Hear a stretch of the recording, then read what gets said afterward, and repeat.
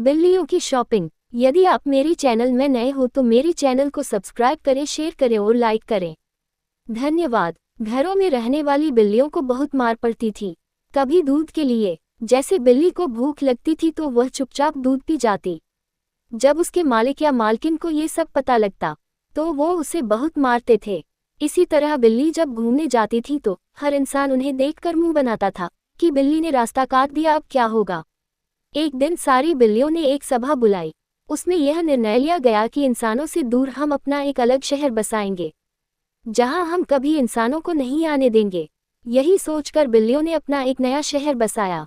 इंसानों के बीच में इतने सालों तक रहकर बिल्लियों ने बहुत कुछ सीखा था, इसलिए उन्होंने इंसानों की हर सुविधा उस शहर में रखी। सभी बिल्लियां मजे से इंसानों की तरह रहने लगी। एक बिल्ली को उन्होंने अपनी रानी घोषित कर दिया। उसके साथ कुछ और बिल्लियों ने पूरे शहर को सही से चलाने के लिए कुछ कानून बना दिए, जिनका पालन करना सबके लिए अनिवार्य था। इसी शहर के एक फ्लैट में चिंकी और मिनकी नाम की दो बहनें अपनी शालू मौसी के साथ रहती थीं। चिंकी और मिनकी की मां नहीं थी, शालू मौसी ने ही उन दोनों को पाला था। दोनों बहनें बहुत शरारती थीं। एक दिन शालू मौसी ने सुबह सुबह आवाज लगाई, शालू मौसी, तुम दोनों सोती ही रहोगी। आज महीने की पहली तारीख है, शॉपिंग करने जाना है कि नहीं? घर का सारा राशन खत्म हो गया।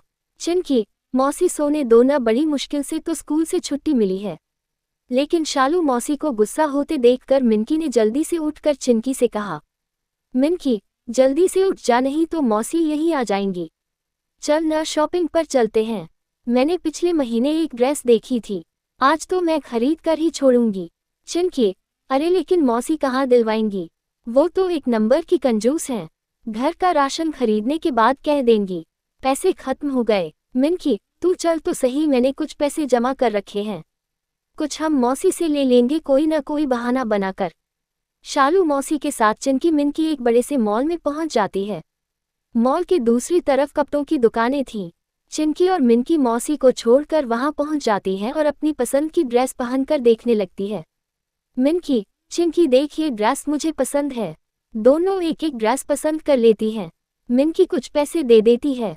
इधर चिंकी मौसी से जाकर कहती है, चिंकी, मौसी वहाँ बहुत सस्ती ड्रेस मिल रही हैं, कुछ पैसे दे दो, एक के साथ दो फ्री मिल रही हैं। शालू मौसी, क्या तू सच कह रही है? ये ले पैसे, दोनों अच्छी ड्रेस खरीद लेना। चिंकी और मिनकी ड्रेस खरीद कर बाहर आती हैं तो देखती हैं बाहर शालू मौसी खड़ी हैं और उनके पास बहुत भीड़ लगी थी। वो जल्दी जल्दी पहुंची। शालू मौसी, हाँ देखो ये दोनों कितनी अच्छी ड्रेस पहने हैं।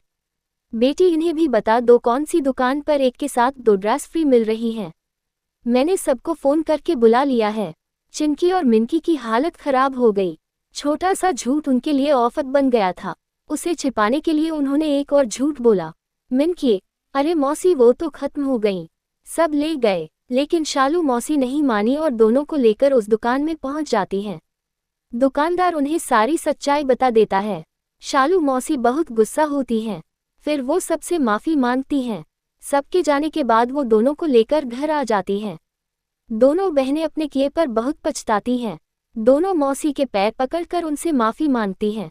शिक्षा, एक झूठ के कारण बड़ों का अपमान हो सकता है। पूरी कहानी सुनने के लिए धन्यवाद।